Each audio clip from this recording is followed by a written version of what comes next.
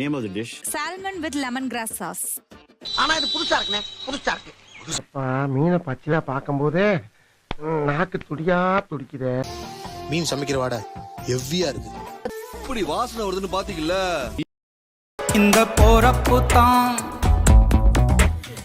போறப்பு தான் நல்லா ருசிச்சு சாப்பிட கிடைச்சது.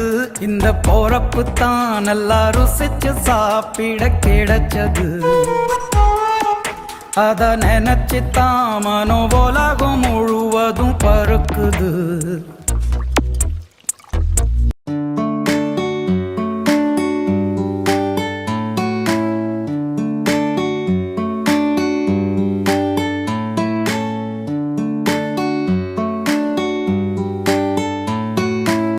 ஒரு 5 ஸ்டார் ஹோட்டல் வந்து நான் இது பண்ற மாதிரி இருக்கு.